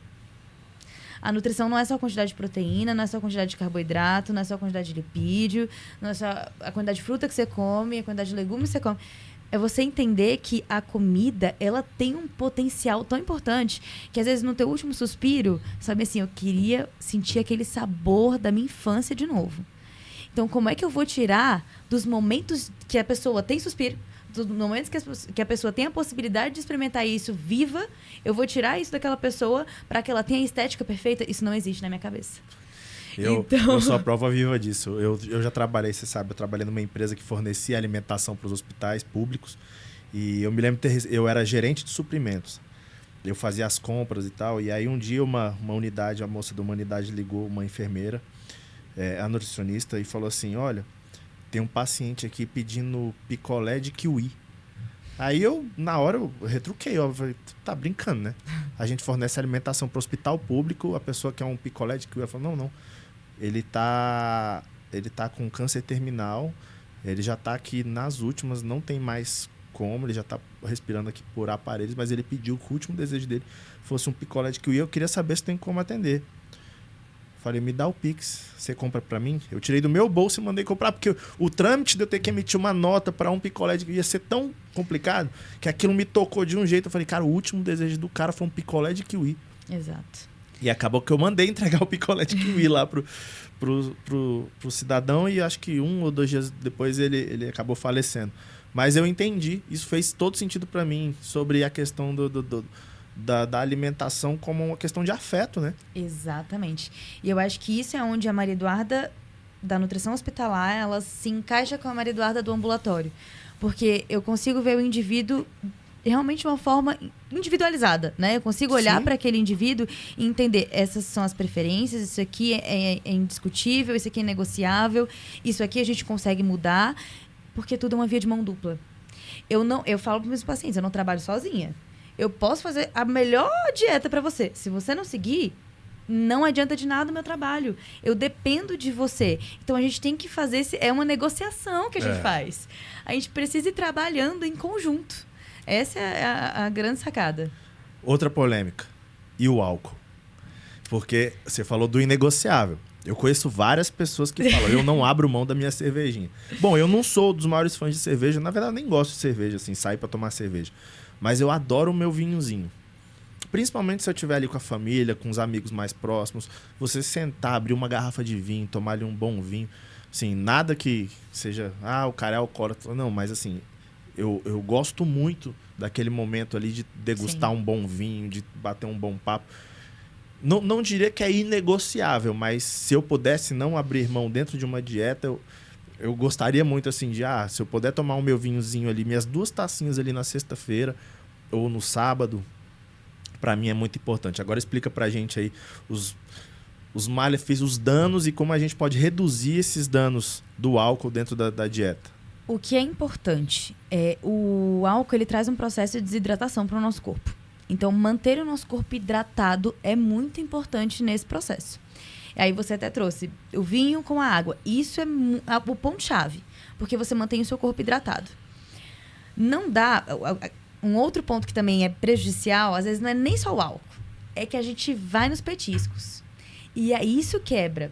O álcool, ele já tem 7 calorias por ml. Então, eu vou ter um aporte calórico ali considerável no álcool que eu tô bebendo. Por isso que eu bebo vinho. 2 tacinhas, quantidade é até pouca. A cerveja, o que acontece com a cerveja? Normalmente eu tenho que beber mais. Então aquilo dali acaba que me dá um aporte calórico maior, mais álcool. E aí acaba que eu tenho um processo ali de desidratação, enfim. Se eu tiver feito um exercício físico, basicamente eu joguei fora a atividade física que eu fiz. Então isso também... Mas também se não tiver feito, jogou fora 2 vezes. Exato. Pelo menos saiu no 0-0. Se você não tiver feito, tá 2-0 pro álcool, né? É verdade, isso aí é um ponto importante. Mas assim, o que é interessante, o que eu normalmente digo para meus pacientes, eu também bebo, gente, eu não vou mentir aqui. O vinhozinho faz parte, né, da família, eu acho. Então, é importante a gente manter o equilíbrio, ter sempre a água em conjunto. O que eu dou de dica é consuma proteína ou antes ou no momento que você está bebendo. Eu gosto bastante de consumir antes. Pode ser uma dose de whey. Porque você vai auxiliar você não perder tanto. Você não perder tanto esse processo, essa síntese proteica que você está fazendo. Ainda mais se você treinou. Ainda mais se você treinou, toma uma dosezinha de whey. Ainda mais se vai ser rápida a absorção, toma uma dosezinha de whey antes de começar a beber. Isso vai te ajudar você também não ir tanto para os petiscos, então você vai estar um pouquinho mais saciado. E no seu processo de recuperação no dia seguinte, a famosa ressaca, você vai estar melhor. Então, e aí na ressaca, normalmente a gente está de ressaca, a gente vai para o que é mais gorduroso, né? É o que te dá mais vontade de comer quando você está de ressaca. Então, tenta ir para os alimentos mais leves. Algumas frutas têm o potencial de auxiliar nisso. Pera, por exemplo, ela auxilia bastante quando a gente está de ressaca. Ela ajuda a gente a se recuperar. Então, é válido ali. Fica a dica, hein, galera? Quem for beber, guarde pera para outro dia. Toma whey. Um whey antes e a pera depois. Isso vai ajudar. Mas, dicas valiosíssimas. E aí, sempre tentar manter uma alimentação um pouquinho mais limpa no dia seguinte, até porque seu corpo vai estar num processo ali, vamos dizer assim, inflamatório praticamente. Mas vamos lá, assim, eu até vou por um outro ponto. Por que eu gosto do vinho? Porque o vinho, você associa ele geralmente a um evento. Sim. Um exemplo. Pô, sexta-feira, vou abrir uma garrafa de vinho lá em casa, vou chamar uns amigos, já tá meio que planejado. Se eu tô planejando o que eu vou beber, eu consigo planejar o que eu vou comer. Exatamente. Então, assim, eu vou fazer uma noite, vou abrir uns vinhos, vou pegar aqui umas torradas com um queijinho, uma ricota, posso fazer aqui um creme de ricota light para comer com uma torradinha, porque combina, harmoniza. O pessoal vai me sacanear com essa palavra, já tô até vendo. Principalmente a galera do jiu-jitsu. Mas a torradinha com ricota harmoniza ali com aquele vinho e tal. Você consegue mensurar um pouco o tamanho do estrago, porque você sabe exatamente que você vai tomar um vinho, que você sabe que você vai comer uma torrada com ricota, que em termos de caloria, baixa caloria, não vai te trazer... Agora, você vai para um barzinho, você senta ali, você vai encher a cara de cerveja... Pede um frango assado, aquele franga passarinho. Bolinho de bacalhau. Disso aí o Guga não entende, não. Mas a gente tá mensurando ali, baseado no que você vai planejar. Sim. Talvez, eu acho que isso também seja importante. Você fazer um planejamento até da questão do álcool, do que você vai beber, do como você vai beber, né? Sim. Eu tenho essa percepção, assim, quando eu vou fazer uma noite de vinhos lá em casa, eu penso, já vou já vou sair um pouquinho da dieta aqui tomando um vinho, de repente eu consigo diminuir o dano na comida. Exato. Não vou tomar um vinho com uma feijoada. Faço ali uma ricotazinha, uma torradinha, um queijinho branco, um negocinho mais tranquilo. Vou até dar uma dica. Tem um petisco que eu amo, que ele é maravilhoso. E além de ser gostoso, ele ajuda muito nesse quesito. Calorias.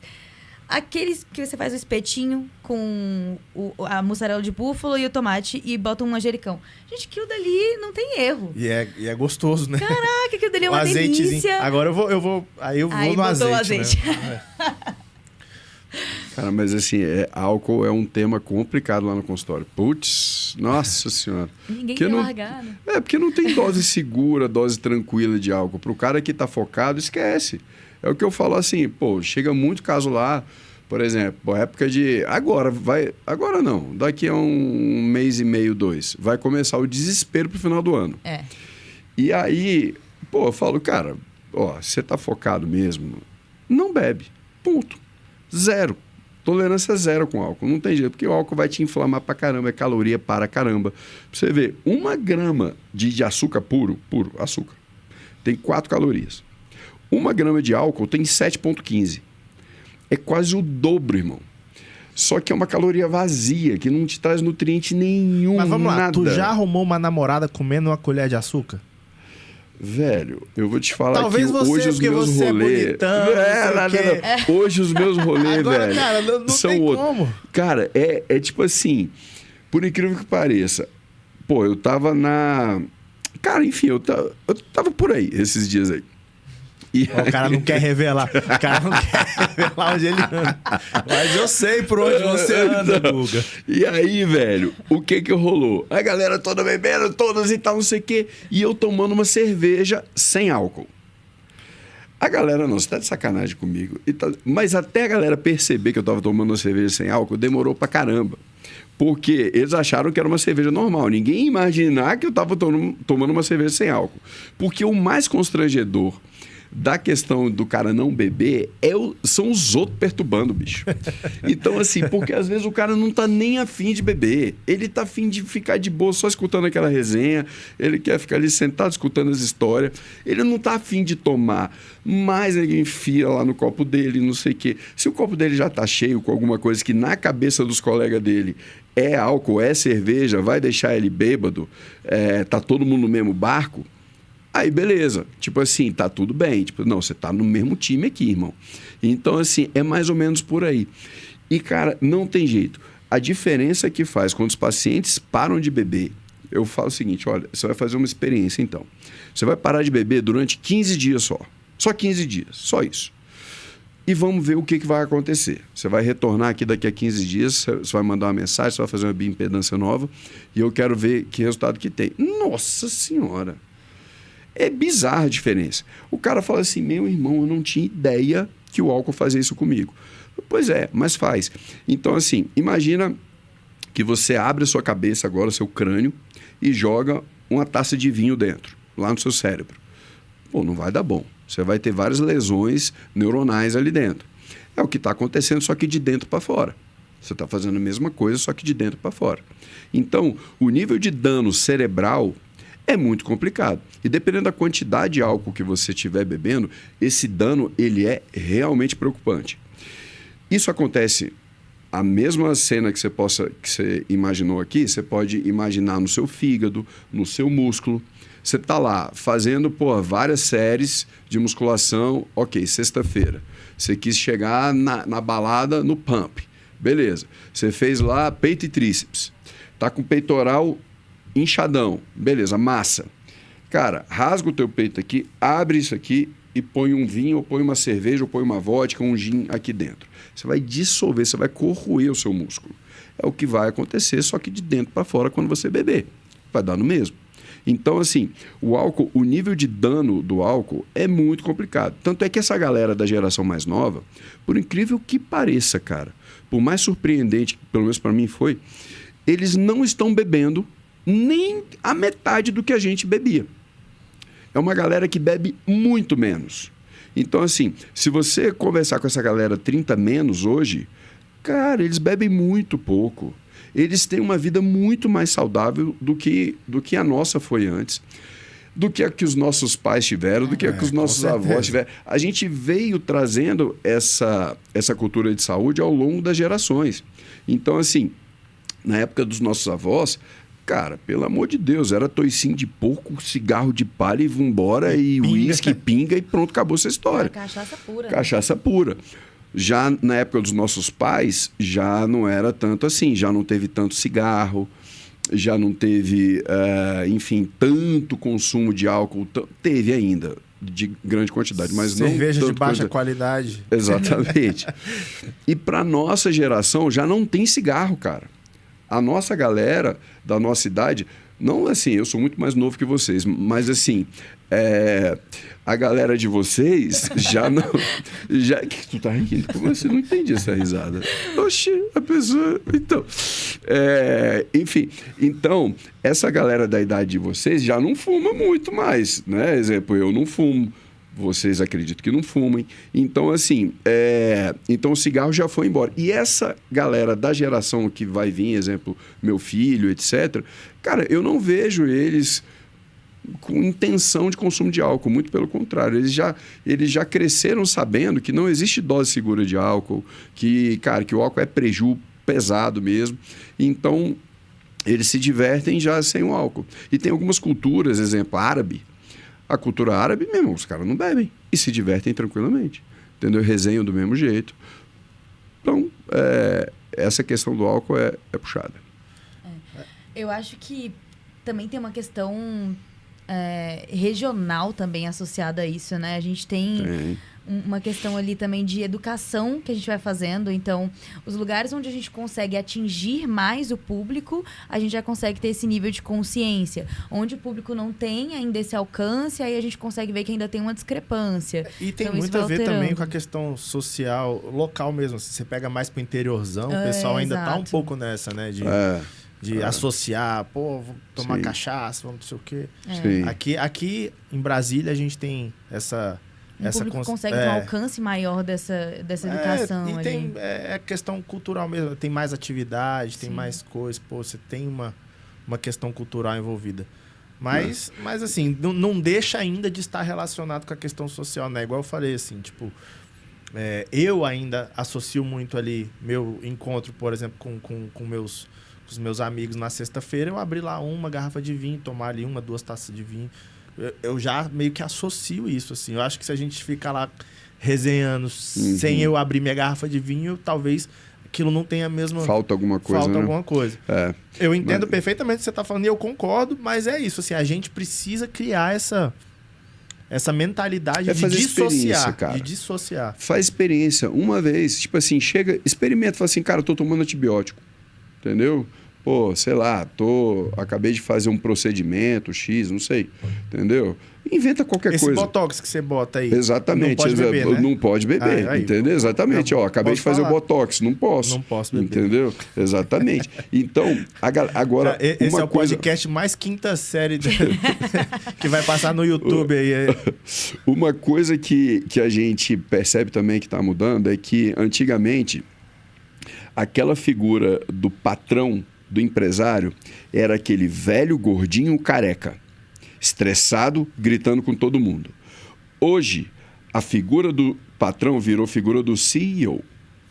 E o CEO é o quê?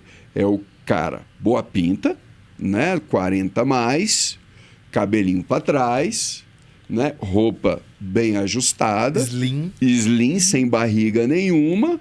E, cara, não é aquela figura do beberrão com um charuto na mão. Não é.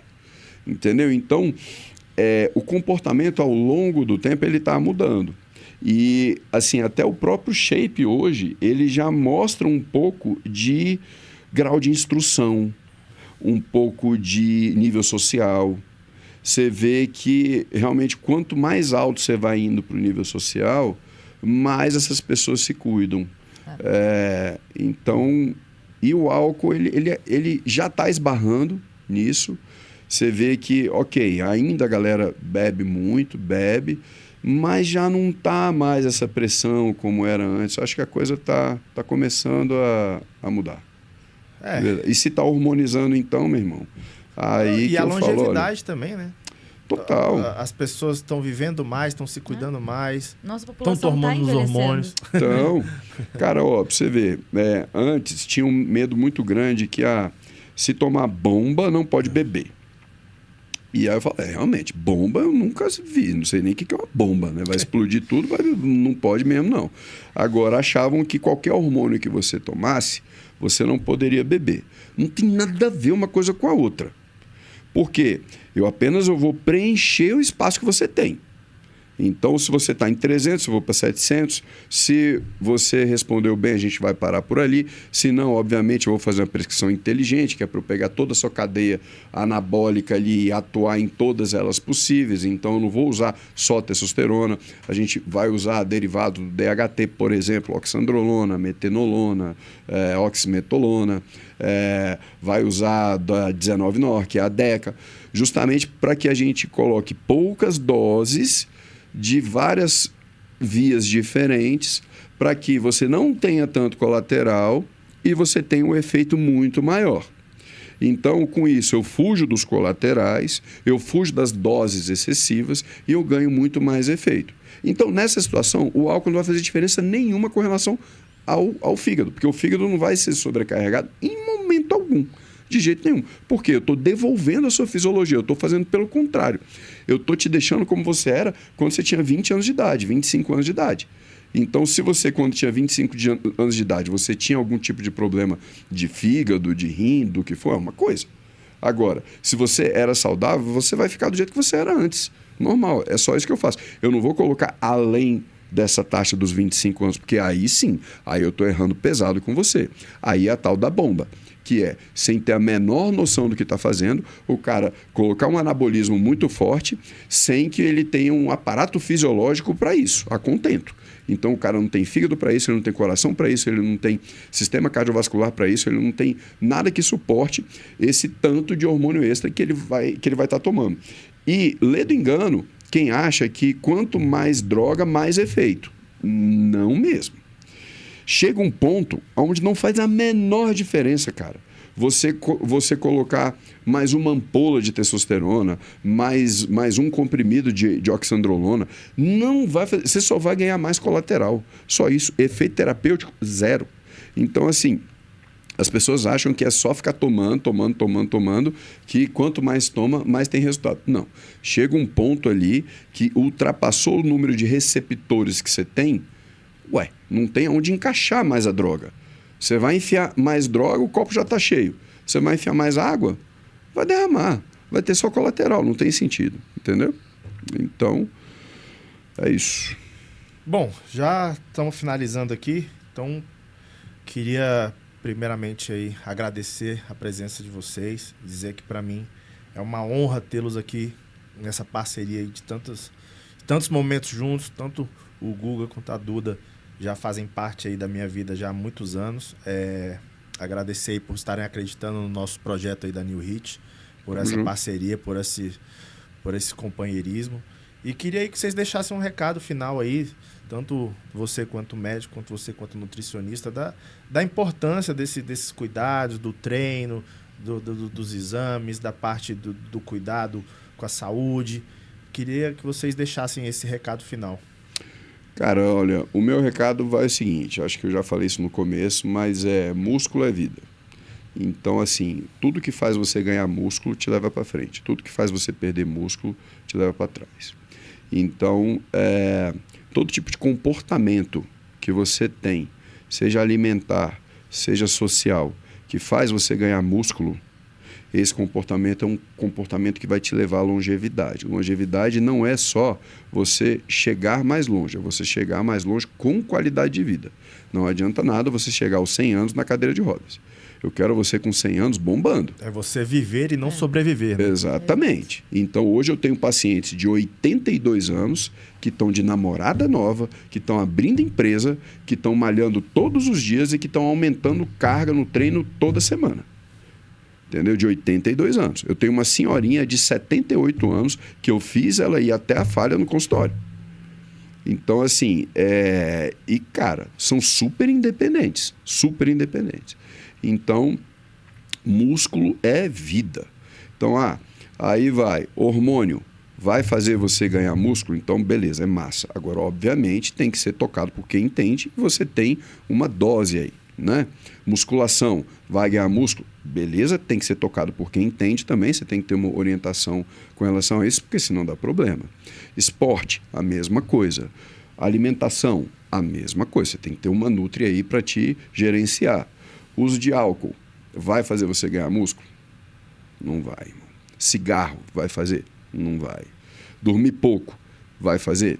Também não, só vai te prejudicar. Estresse, vai fazer? Também não vai.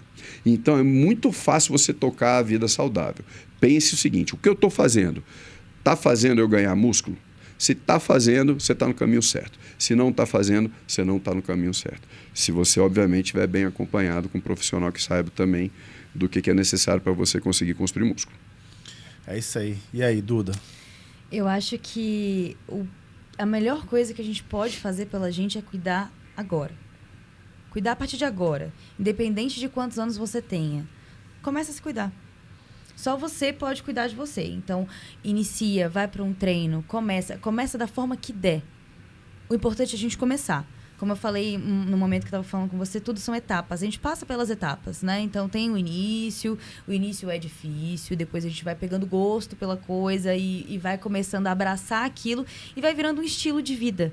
O esporte vai virando estilo de vida, a alimentação vai entrando ali no seu estilo de vida. Então, tudo é um processo. Então, inicia esse processo, começa a ajustar a alimentação aos poucos, inicia um treino, busca um profissional. Acho que isso é o mais importante, porque, como eu falei no início, a nossa sociedade vem envelhecendo cada vez mais e isso é que vai te trazer qualidade de vida. Isso é que vai fazer que você consiga realizar as atividades básicas do seu dia a dia quando você estiver bem velhinho.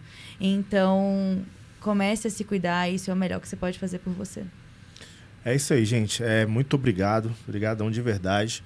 Queria aí, pessoal, convidar vocês aí a conhecer nosso Instagram, @newhit_ff de Fitness and Fight. Que vocês acessem aí nossas redes sociais, o YouTube, nossos canais. Queria convidá-los também a conhecer a nossa academia, fazer uma aula experimental, como a gente falou aqui. Se você não gosta da musculação, a gente tem um pilates, a gente tem um jiu-jitsu, a gente tem muay thai, a gente tem boxe, a gente tem cross training, a gente tem funcional. Ou seja, tem para todos os gostos. Você tá dando aula de balé lá também ou só no Gil? Ainda não. Tô esperando você voltar. Você tem jeito, cara. Tô esperando você voltar. Bom, que se vocês quiserem aprender jiu-jitsu de verdade, vem pra New Hit. Não faz igual o Guga, não, que senão vocês estão lascados, viu? Canadiano, né? Quinta série demais. E o pior, às vezes a gente se encontra em restaurante, cara, assim, essa resenha. Todo mundo sério. Ninguém entende ele nada. Lá com um bando de médico de um lado, eu do outro, ninguém entende nada, cara. A gente se encontra. Quando eu finalizo ele fica 3 dias sem dormir, é complicado. Fica só lembrando daquele sonho. E ele não acordou desse sonho até hoje, coitado. É complicado, meu Deus do céu. Mas é isso aí, gente. Brigadão aí mais uma vez. Aguardo vocês lá na New Hit e sigam a gente aí nas redes sociais. Obrigado. Valeu.